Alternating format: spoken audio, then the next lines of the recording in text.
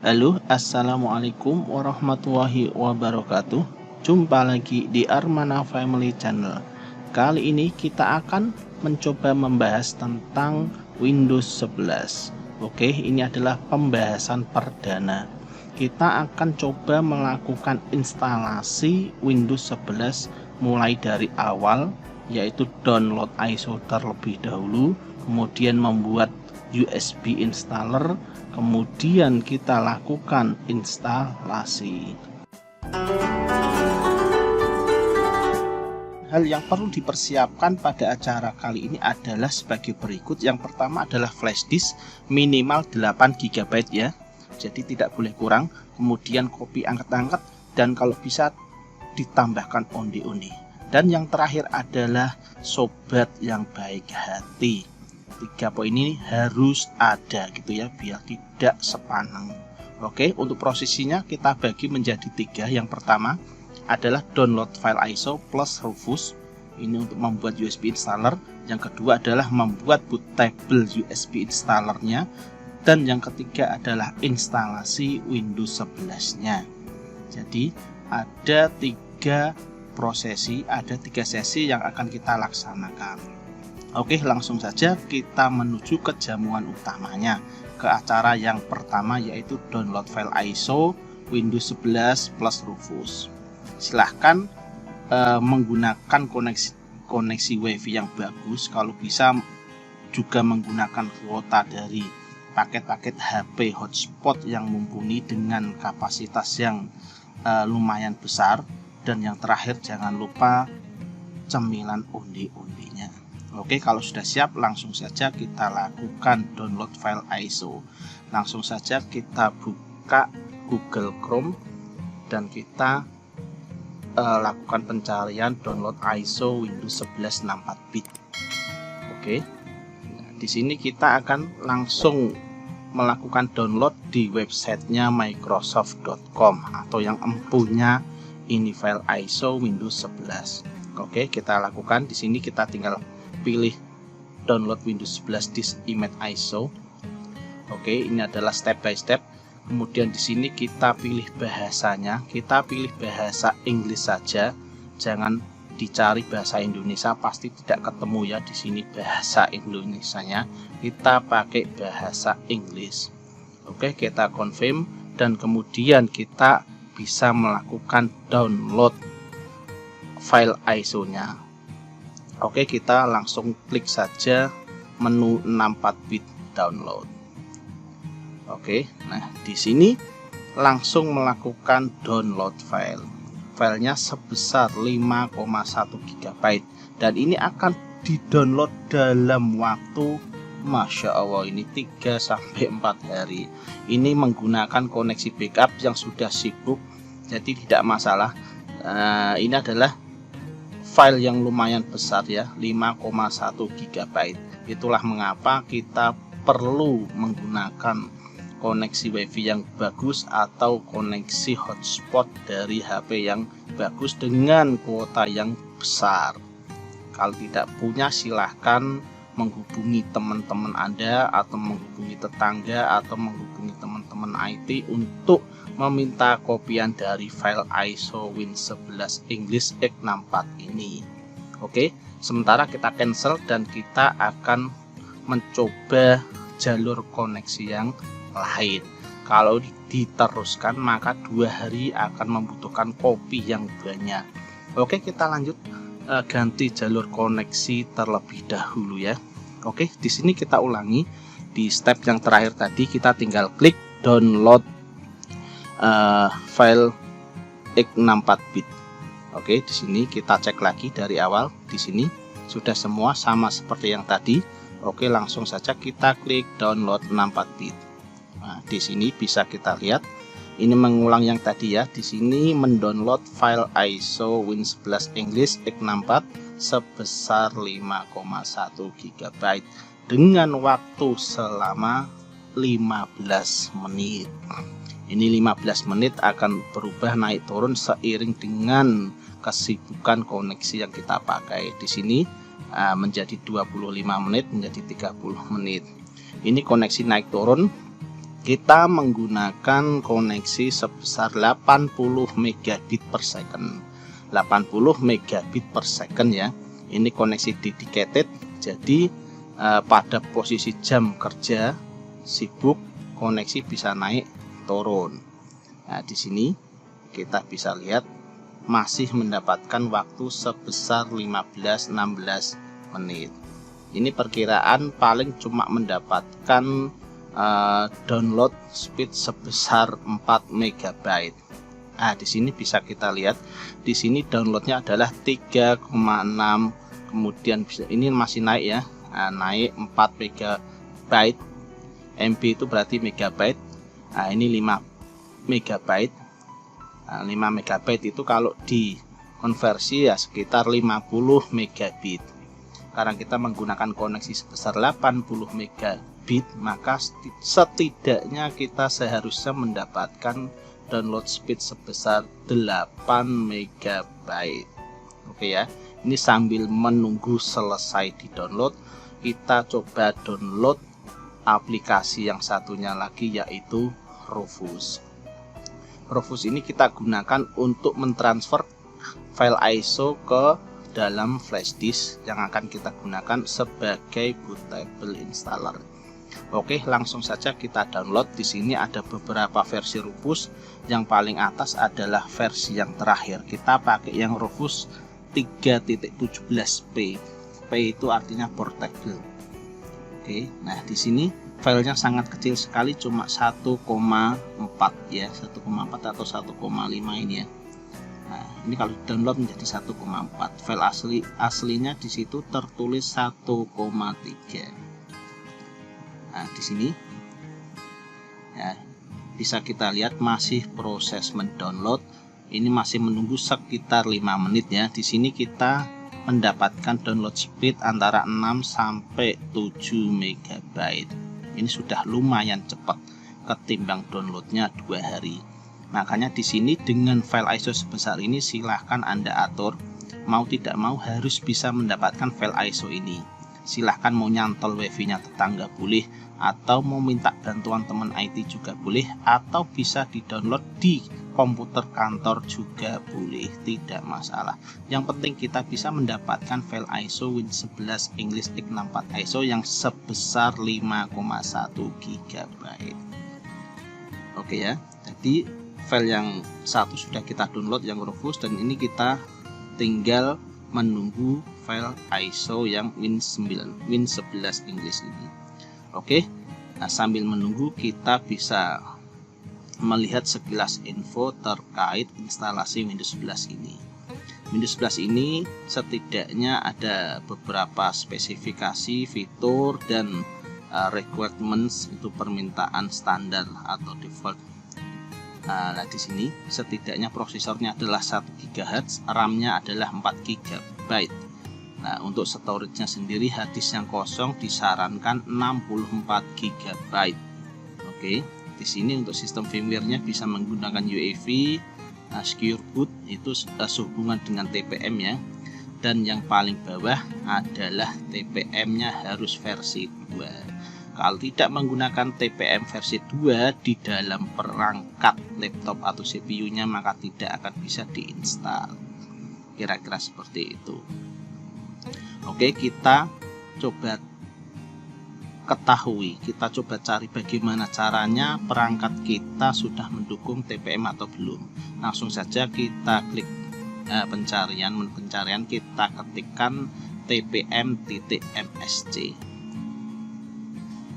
Oke, atau bisa kita pencet Windows R, kemudian muncul run, dan kita ketikkan tpm.msc.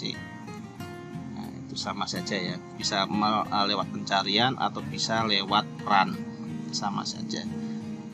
Oke, nah di sini kita coba lakukan lewat run. Nah, di sini muncul kira-kira menu seperti ini. Di atas berjudul Trusted Platform Module TPM Management on Local Computer. Nah, di sini bisa kita lihat spesifikasi versionnya adalah 2.0. Saat ini saya menggunakan laptop merek Asus ProBook.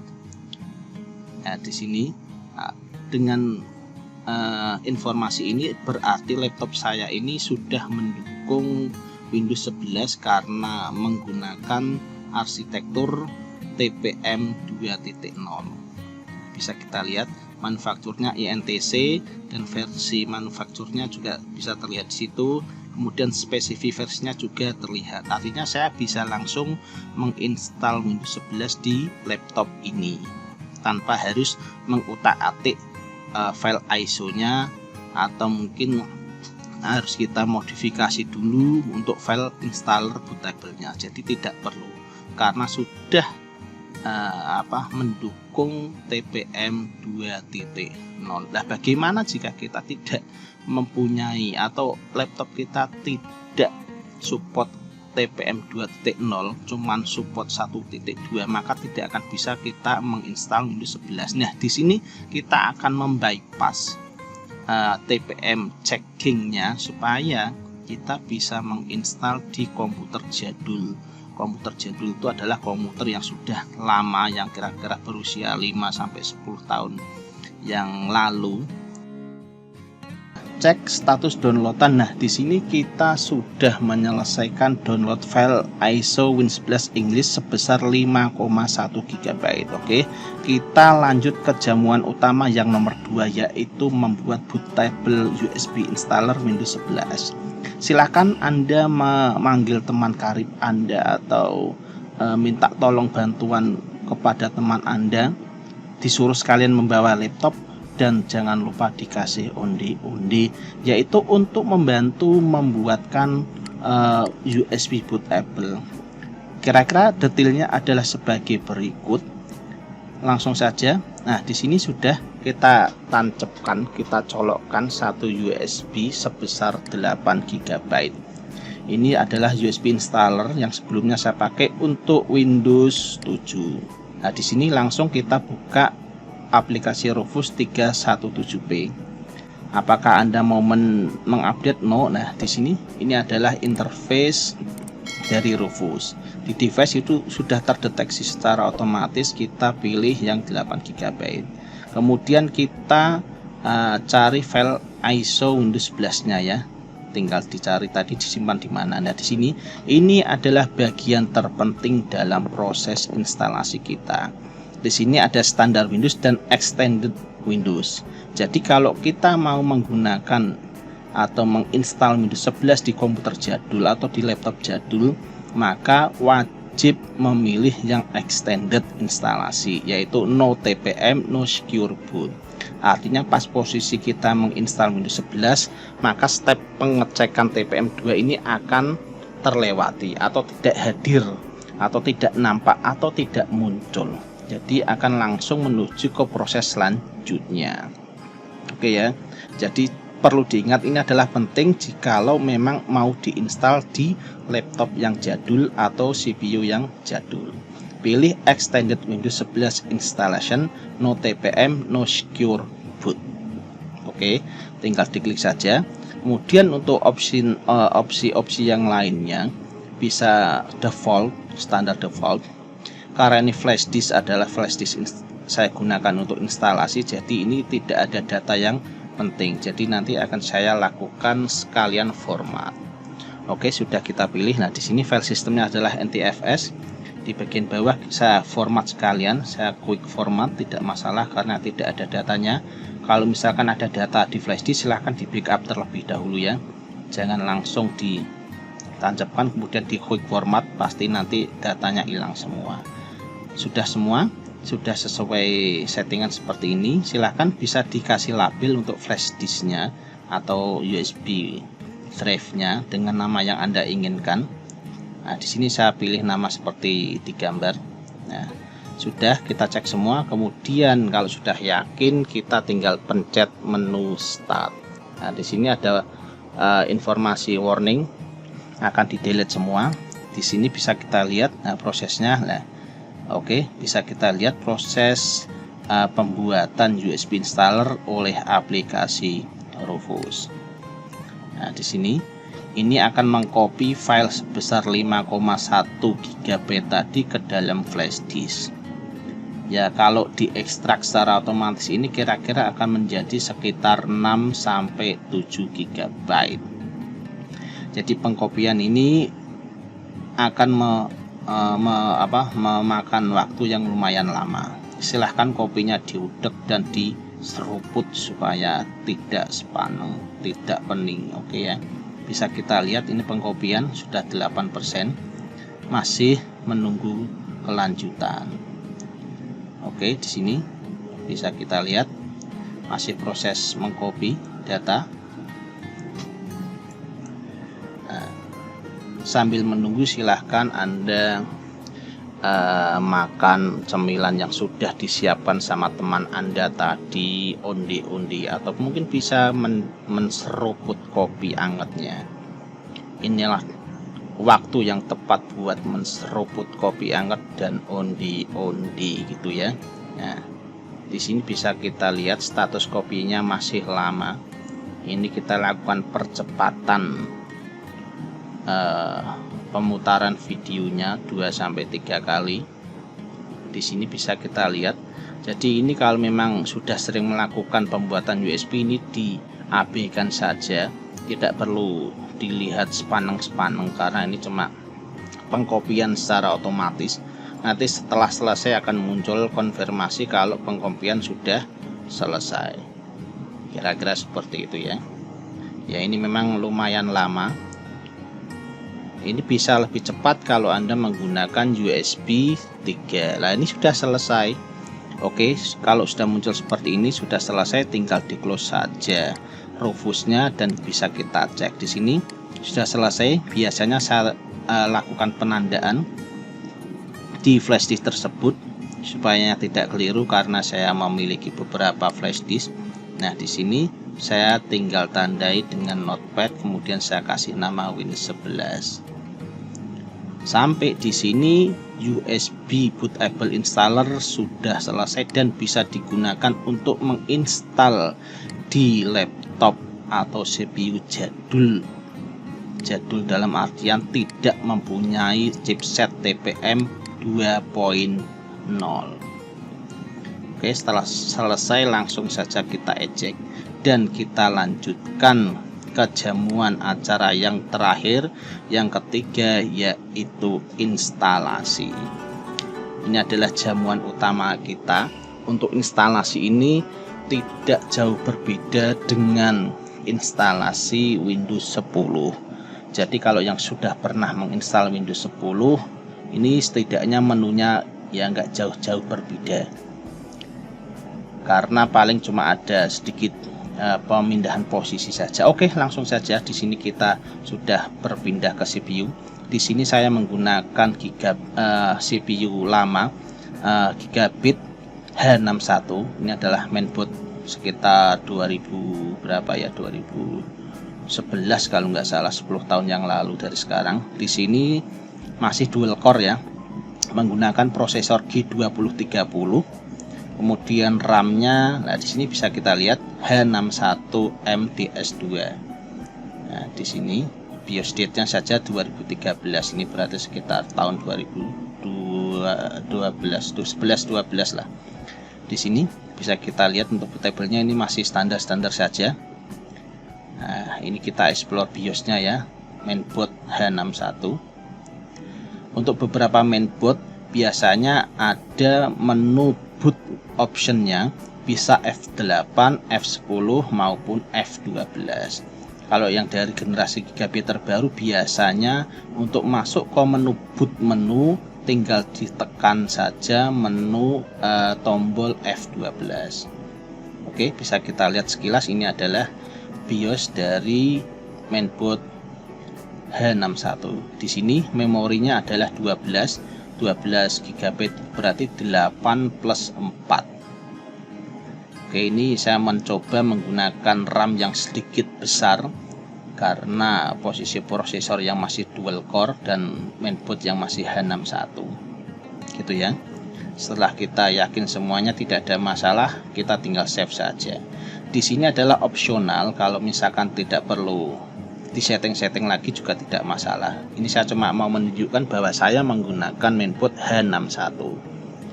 H61 berarti mainboard tipe lama gitu ya. Nah, di sini bisa kita lihat prosesornya adalah G2020.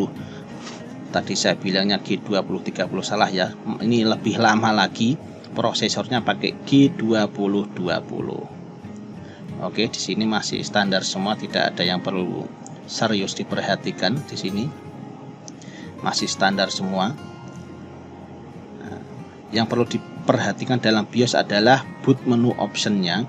Anda bisa men-setting di boot optionnya nanti ke flash disk dulu, atau kalau tidak silakan pencet tombol F8, F10 atau F12. Kalau gigabit biasanya F12. Nah, akan muncul select boot device seperti ini. Nah, Anda tinggal pilih saja mana mau booting lewat mana. Di sini saya akan booting lewat flash disk HP 165W yang dengan tipe UEFI. Nah, oke. Sekarang sudah masuk ke boot menu Windows 11. Artinya kita sudah masuk ke instalasi awal dari Windows 11. Oke ya. Kita perhatikan di sini saya mengsut langsung ke monitor layar dengan luas 22 in, Samsung 22 in.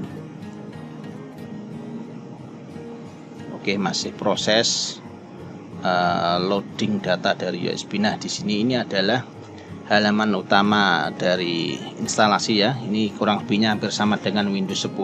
Kita tinggal select bahasa Inggris saja. Kemudian kita oke, next. Nah, sini masih menunggu. Nah, di sini untuk key kita tinggal skip. Kita tinggal klik I don't have product key, tidak masalah. Nanti bisa dimasukkan pas posisi aktivasi setelah terhubung internet. Jadi tidak perlu dimasukkan. I don't have product key. Oke, diklik. Nah, di sini silahkan pilih versi dari Windows 11-nya. Saya lebih suka pakai yang Windows 11 Pro. Jadi nanti kalau mau pakai yang original key sangat mudah, yaitu tinggal beli yang Windows 11 Pro. Nah, di sini kita tinggal next, kemudian kita tinggal centang saja, itu tulisannya panjang sekali yang nggak perlu dibaca. Nah, di sini ada pilihan seperti ini. Saya akan pilih custom ya, karena saya tidak mau mengupgrade di sini. Ini saya menggunakan harddisk lama, harddisk 500 GB lama. Nah, di sini sudah banyak partisinya. Ini juga tipe UEFI juga, dengan operating system sebelumnya adalah Windows 7. Karena saya tidak menginginkan ini semua, ya sudah saya tinggal delete saja. Tapi kalau misalkan tidak yakin, ya silahkan dicek lagi untuk partisinya. Di sini saya sudah tandai sebelumnya, yaitu ada sistem data 1 dan data 2. Sistem itu berarti C, data 1 D, data 2 berarti E, gitu ya. Karena saya tidak mau partisi sebelumnya, ini langsung saya delete semua. Ini tinggal klik delete, oke, klik delete, oke. Oke, di sini bisa kita lihat harddisk 500 GB. Nah, kemudian kita klik new untuk membuat partisi baru. Nah, ini partisi baru. Saya biasanya membuat 3 partisi C, D, E. Di sini saya membuat partisi sebesar 150 GB. Nah, ada 2 partisi tambahan sistem dan MSR. Ini biasanya untuk bootable tipe UEFI akan muncul 2 partisi tambahan seperti ini. Next, lanjut kita buat partisi yang kedua sebesar 200 GB. Nah, yang pertama C, D, yang terakhir adalah E. Ini lanjut tinggal di apply saja. Partition 3C, partition 4D, partition 5E gitu ya. Yang 1, 2 itu nanti tidak terlihat. Oke, langsung kita next dan kita tunggu proses pengkopian dan instalasi selesai. Nanti komputer akan merestart beberapa kali dengan sendirinya. Yang perlu diingat adalah pada saat awal ini pengkopian ini selesai, silahkan Anda nanti mencabut flash disknya. Kalau tidak nanti akan muter-muter terus. Oke ya, ini kita perhatikan untuk instalasinya masih berapa ini, 15%, 16% masih jalan. nanti akan kita skip dan kita akan percepat untuk pemutaran videonya. Oke, ini sudah mencapai 40%, tidak masalah. Silahkan kopinya diseruput lagi ya. Kalau habis ya minta istrinya untuk membuatkan atau tinggal call Gojek untuk membeli kopi anget gitu kan ya. Es boba juga boleh, tidak masalah. Oke, ini sebentar lagi sambil menunggu es bobanya datang atau kopi angetnya datang, ini sebentar lagi selesai untuk instalasinya. Silahkan dimakan dulu onde-ondenya ketimbang nunggu lama es bobanya tidak datang atau kopi angetnya tidak datang. Onde-onde pun juga tidak masalah. Oke, ini secara otomatis langsung mengcopy, menginstal sendiri ya, jadi tidak perlu diperhatikan dengan serius. Untuk teman-teman, kawan-kawan, sobat-sobat yang sudah sering menginstal, saya kira ini sudah familiar sekali ya. Tapi bagi para pemula, ini perlu ya sedikit diperhatikan, tidak masalah. Ini adalah proses-proses instalasinya. Di balik layar itu sebenarnya CPU sedang mikir. Nah, di sini setelah selesai prosesnya akan melakukan reset secara otomatis. Pada step ini silahkan nanti setelah ini layar menjadi hitam langsung cabut. Nah, setelah ini langsung cabut flash disk installernya. Sudah tidak dibutuhkan lagi dalam proses selanjutnya. Nah, ini komputer secara otomatis melakukan booting. Nah, di sini ini masih melakukan booting, instalasi, setting-setting dan lain sebagainya, tapi di balik layar. Jadi walaupun ini tampilannya cuma item-item saja, tapi di balik layar dia sedang mikir. Nah, gitu ya kira-kira ya. Nah, ini ditunggu saja, dipastikan saja listriknya tidak mati, tidak menjeglek dan lain sebagainya. Karena nanti kalau ini pas posisi seperti ini kok listrik mati jeglek, biasanya akan mengulang lagi dari awal. Oke, ditunggu. Saya kira tidak terlalu lama, ini sebentar biasanya. Tergantung dari speknya tadi ya, karena saya menggunakan RAM 12 GB ya, seharusnya agak lumayan cepat sih ini harusnya. Ini akan bisa lebih cepat lagi kalau menggunakan harddisk SSD. Untuk tutorial selanjutnya kita akan coba menginstal di laptop menggunakan RAM yang besar juga dan menggunakan harddisk SSD, pasti akan lebih cepat lagi prosesnya. Oke, ini sambil menunggu silahkan kalau kopi hangatnya sudah datang diseruput, kalau es bobanya sudah datang juga silahkan diminum. Nah, dan kita tunggu sebentar, ini ngerestart lagi. Nah, ini kayaknya ini sudah tahap terakhir. Ini komputer sudah tahap terakhir melakukan setting-setting di dalam sana. Jadi kita tidak perlu tahu ya, itu lagi mikir apa ya di sana itu ya. Oke, di sini. Just a moment. Artinya tunggu sebentar. Tunggu sebentar alias tunggu sedilu. Nah, sedilu lagi itu artinya ya sebentar juga. Oke, just a moment, masih menunggu sebentar. Seruput-seruput kopi boleh, ya makan onde-onde juga boleh. Tidak ada onde-onde kuaci juga boleh. Nah, di sini sudah masuk ke menu instalasi akhir ya ini ya. Silakan tinggal dipilih aja. Ini adalah Anda di negara mana ya, Indonesia ya, pilih Indonesia. Ya, kita bangga saja ya pilih Indonesia. Oke. Kemudian kita klik yes.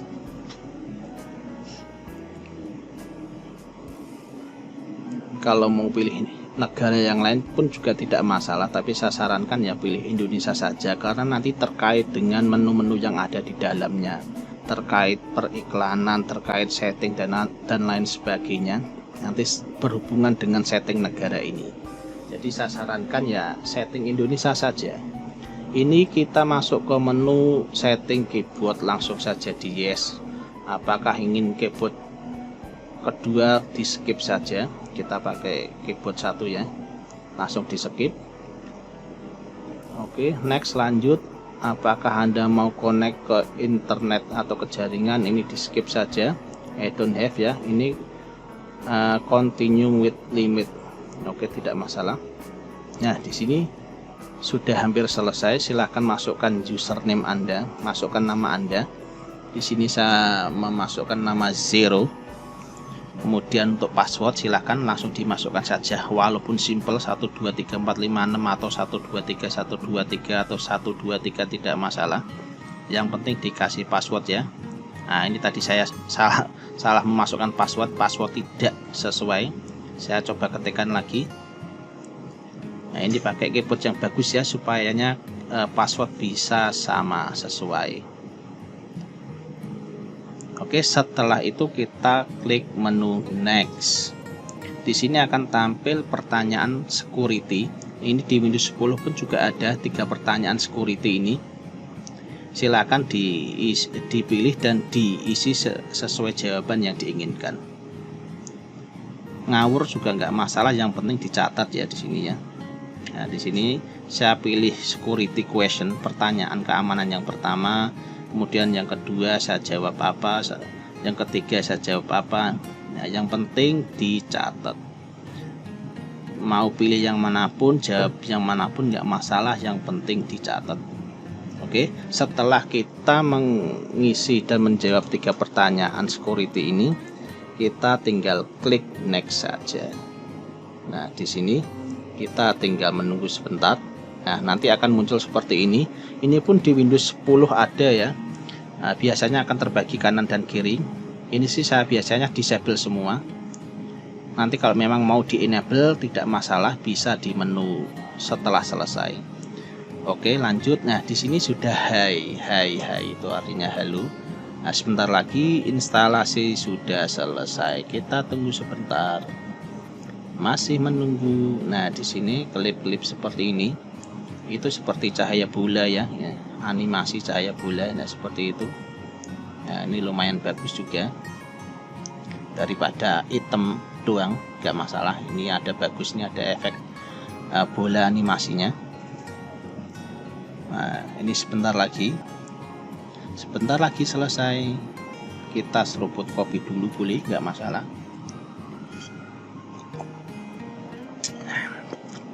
Kopi hangat-hangat seger ya.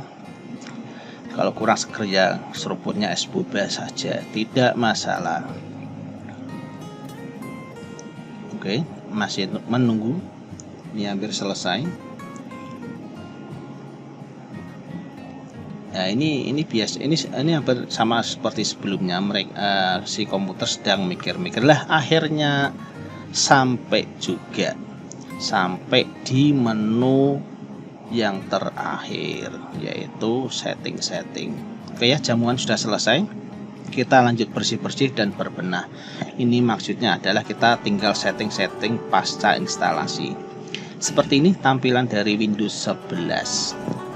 Oke ya, tampilannya terlihat lebih fresh, lebih seger dengan ikon-ikon menu yang lebih berwarna-warni. Ini seperti ikon-ikon di OS Ubuntu. Kalau yang familiar dengan Linux dan sudah pernah menginstal Ubuntu atau Xubuntu atau Lubuntu dan lain sebagainya, maka akan melihat menu-menu seperti ini. Nah, di sini bisa kita lihat untuk copy paste sama rename-nya cuma ikon saja ya, jadi jangan dicari. Biasanya kalau berbaris ke bawah ini dia urut di atas.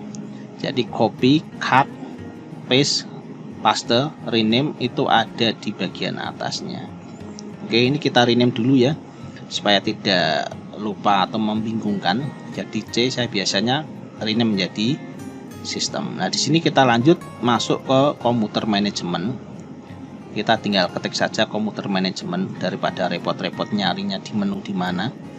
Biasanya akan terjadi beberapa posisi yang berbeda ya menunya. Nah, di sini kita masuk ke disk management. Tadi kita membuat 3 partisi. Karena di sini cuma tampil 1 partisi C saja, berarti ada 2 partisi yang belum nongol. Nah, di sini bisa kita lihat ada 5 partisi. Yang kecil-kecil itu adalah punyanya sistem. Nah, yang 2 besar itu adalah yang masih belum nongol. Kita klik kanan dan kita format. Kita kasih label data 1. Biarkan NTFS dan perform quick format. Jadi kalau harddisknya masih bagus, tidak ada masalah perform quick format. Oke, sudah yang pertama, lanjut yang kedua, klik kanan format. Nah, di sini tinggal kita kasih label data 2. Oke ya. Data 1 dan data 2. Kok belum nongol ya? Karena drive letternya belum kita setting. Kita klik kanan lagi, change drive letter and path. Oke, kita klik add dan kita tambahkan drive D. Jadi data 1 nanti akan muncul sebagai D. Nah, sudah muncul ya di sebelah kanan ya. Nah, oke, kemudian yang kedua data 2, kita klik kanan, change drive, juga kita add dan kita pilih E, maka akan muncul drive E. Nah, kira-kira seperti itu ya. Nah, mana nggak muncul nih E-nya nih. Nah, kemudian lanjut ke setting user. Di sini biasanya selain user biasa, nah di sini saya cek ya untuk password never expired.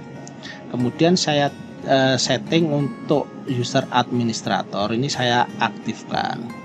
Centang saya buang, artinya menunya aktif, supaya bisa untuk jaga-jaga kalau ada terkendala dengan user yang biasa. Jadi semua komputer kantor untuk user administratornya saya aktifkan dan saya setting password. Password ini kombinasi huruf besar, huruf kecil, angka dan karakter. Jadi yang sangat susah sekali ya, ini sepanjang ini saya setting untuk password administratornya. Silahkan disesuaikan saja, tapi kalau bisa diaktifkan ya. Jadi kalau password lupa dan lain sebagainya, kita bisa mereset menggunakan user administrator. Jadi nanti di depan muncul dua user 0 dan user administrator. Oke, nah di sini kita klik kanan my this PC atau my computer. Nah, di sini bisa kita lihat saat ini kita menggunakan CPU dual core G2020 dengan RAM 12 GB dan saat ini kita berada di posisi Windows 11 Pro 21H2 dengan OS build 22.0.0.194. Ya, OS build-nya adalah 22.000 ya, .194. Oke. Nah, di sini untuk namanya silakan bisa di rename nama komputernya ya. Nah, silakan bisa dikasih nama apa, misalkan di sini saya pilih nama IT main 0. Artinya kalau share dan lain sebagainya saya menggunakan nama IT main 0. Silakan bisa langsung di restart atau bisa lanjut ke settingan-settingan yang lainnya. Oke. Nah, di sini. Oke, langsung kita lanjut lagi lah. Kalau kita pencet Windows X yang tombol bendera, kemudian kita tahan dan X akan muncul menu yang sama dengan menu di Windows 10. Kalau Windows plus F muncul fine ya, ini langsung Windows F itu berarti Windows muncul fine. Kalau Windows E berarti munculnya Windows Explorer, masih sama ini. Jadi Windows X, Windows F dan Windows E. Nah, di sini kita klik kanan desktop dan personalize. Di sini kalau mau lihat tema-temanya ya. Nah, ini ke tema terang dan tema gelap, silahkan diatur sesuai kondisi dan keinginan masing-masing. Nah, di sini kita berada di menu gelap, dark dim. Nah, ini artinya item semua. Ini lebih adem. Kalau misalkan yang suka adem-adem, silahkan menggunakan yang tema dark dim. Nanti akan kita bahas pada pertemuan yang akan datang terkait setting-setting yang lebih jelimet lagi. Di sini kita pencet Windows L atau ngunci. Nah, di sini ya Windows L. Atau pertama kali login juga akan muncul seperti ini. Nah, di situ kita tinggal masukkan passwordnya dan muncul ke desktop yang saat ini.